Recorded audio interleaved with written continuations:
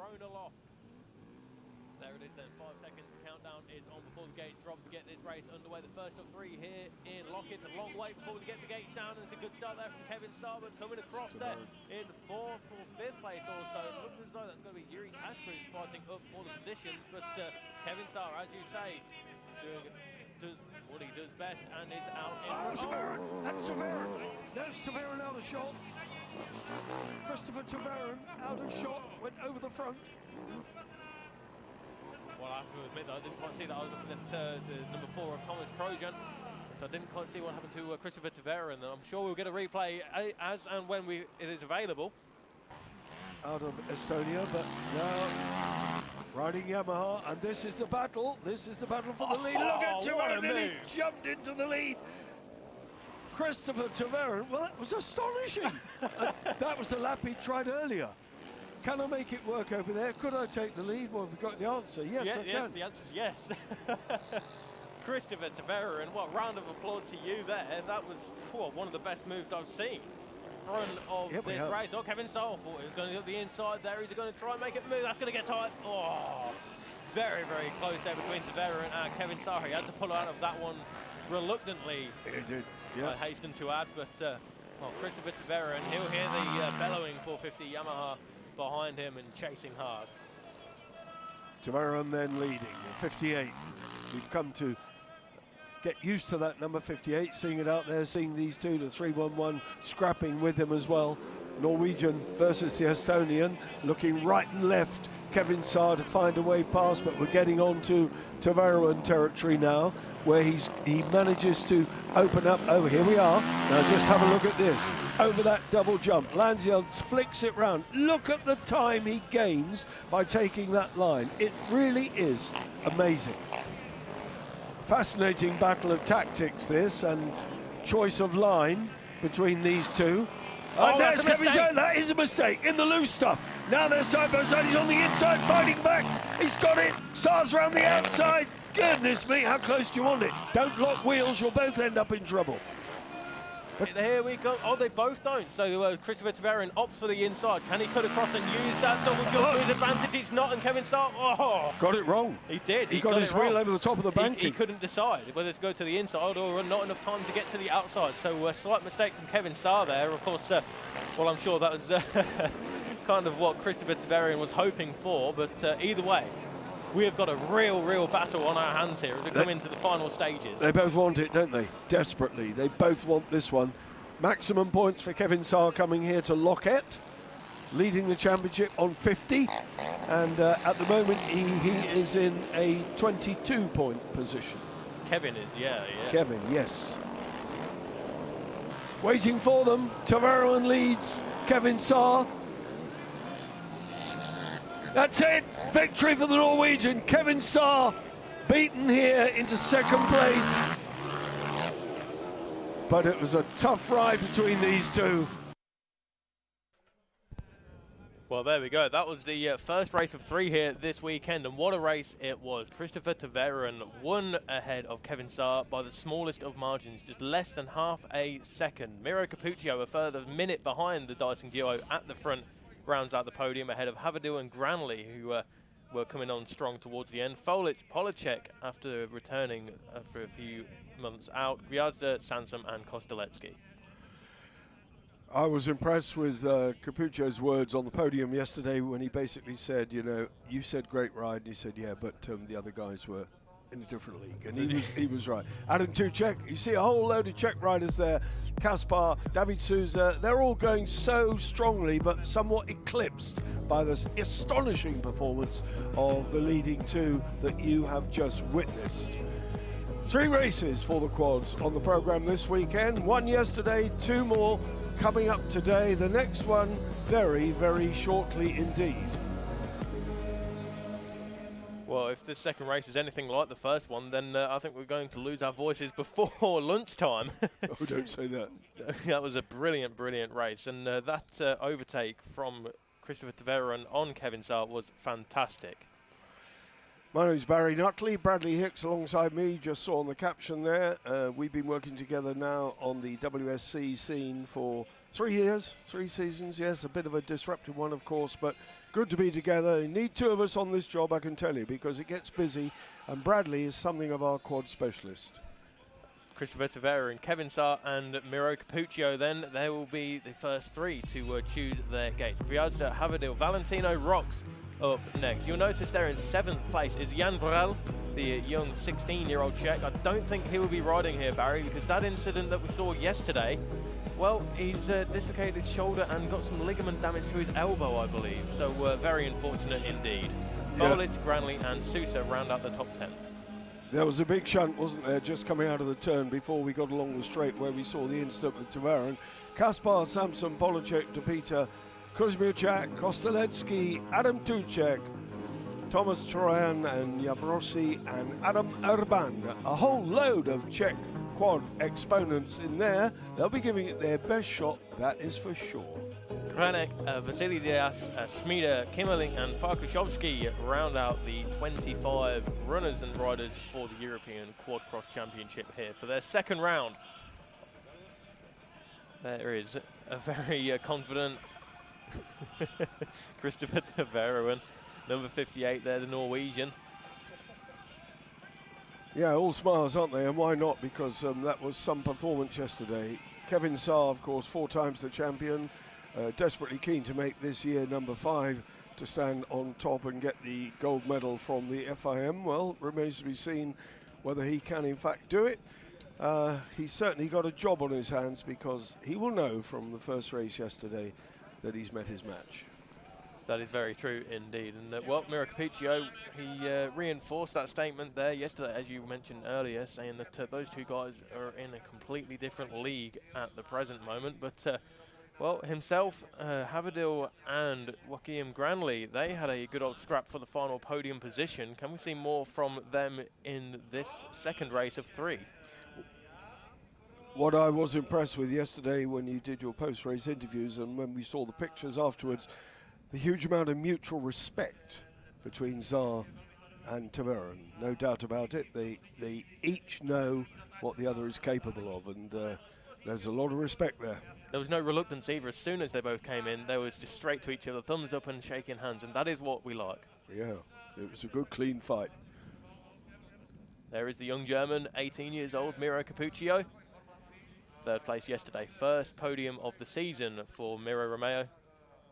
Looking to make it 2, potentially even 3 with the 2 races we have this afternoon.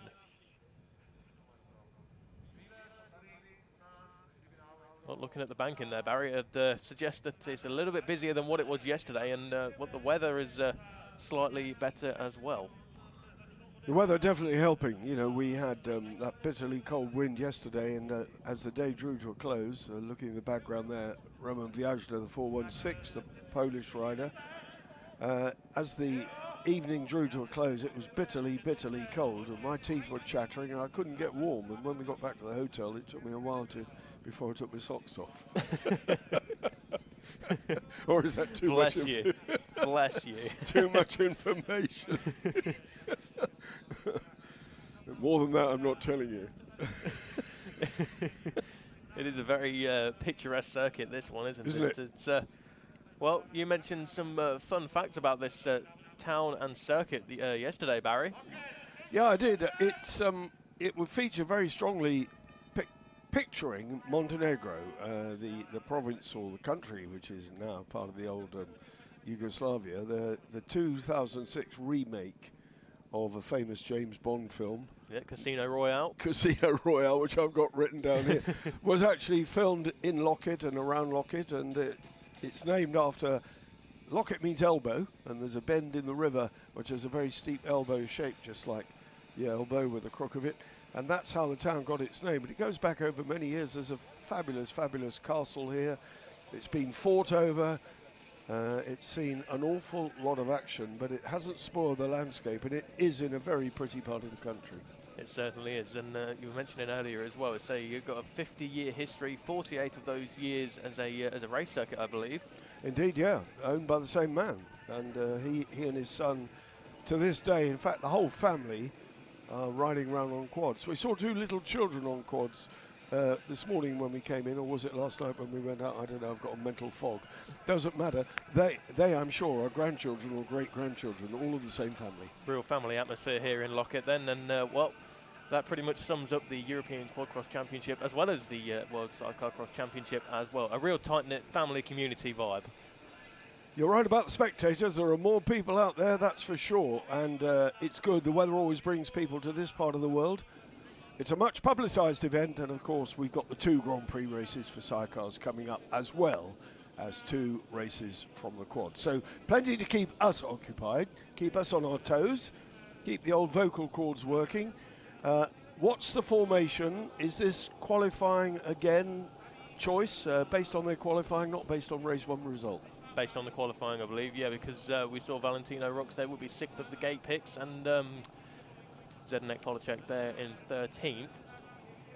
However, their respective finishes yesterday, Zdeněk Poláček finishing in 7th place, just behind Ricardo Folic, and the 108 of Rick Haverdil there in 4th, just off of the podium. Valentino Rox down in 15th, so only 6 points to his name this weekend. There's a new sense of purpose in Christopher Tverin, isn't there? You know, he's now got the swagger of top dog. He's a believer. Yes, he is. It's incredible what psychological impact it has when you get a result like that. Then Romero Cappuccio, the young Italian-German. Alongside him is the 416 Polish rider Roman Gwiazda.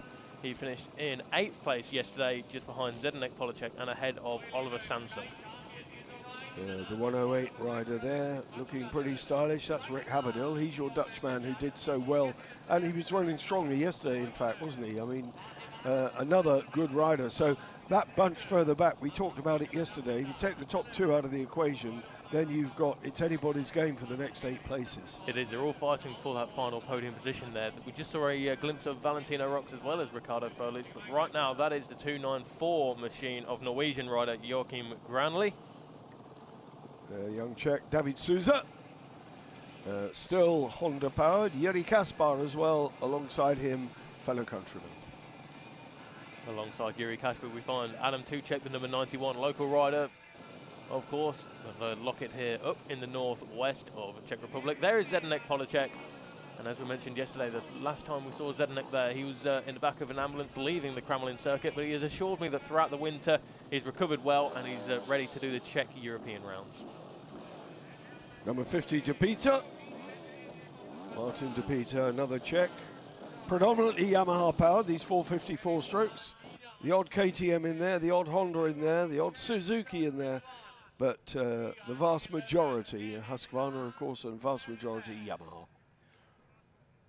25 riders qualified. Well, we'll notice there that we didn't see Oliver Sansom nor Jan Brel in this race, and Oliver Sansom, I believe he has decided to go home, unfortunately, yesterday evening, and of course the aforementioned Jan Brel, he suffered some injuries in that incident yesterday that almost claimed Christopher Tverin as well. Right, it's all yours, brothers. 15-second board is up then for the second race of 3 here for the FIM European Quadcross Championship here in Loket, their second round.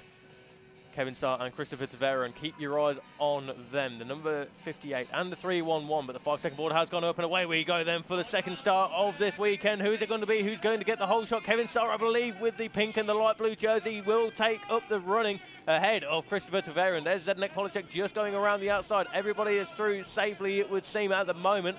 But Kevin Starr with the whole shot there. How many times have we said that throughout the previous 2 seasons? Christopher Tverin, however, is right there. Miro Cappuccio down in 4th, down in 5th place now. Valentino Rox. What was interesting is Tverin was staying way away from that right-hand side. He was on the left that time. Didn't want a replay of what happened in the first one when he said he'd got the wrong shock setting on and the front was soft and he nearly nosedived. But it's Kevin Starr out in front this time. Race 2 of 3 then here at Loket for the EMX Quad Championship second round. The series leader still out in front. I haven't done the sums, but I don't think Taveron's victory yesterday will have done enough to overhaul the championship. Oh, that was very, very close from Rick Haberdale there. It's been watered there as well. It has. And just to go back to what you were saying there, Kevin Sowens, they only dropped 3 points throughout this entire season, so it on 97 at the present moment, and Christopher Taveron was 4th in the championship coming into this round. So quite rightly, as you say, I don't think he's done enough to overhaul Kevin Saar, but he's certainly making moves. Further down the order, there is the 2 CRQF machines just going through picture now. 3rd place and 4th place for Rick Haberdale and Valentino Rox, the 108 and the 68. There's the number 19 young German rounding out the top 5. That is Miro Capuccio on his number 19 Yamaha.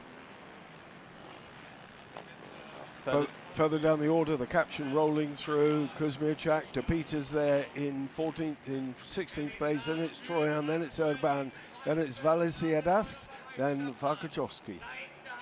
Pavel Schmieder just behind Farkachowski there in 21st place and number 258. However, we are looking at...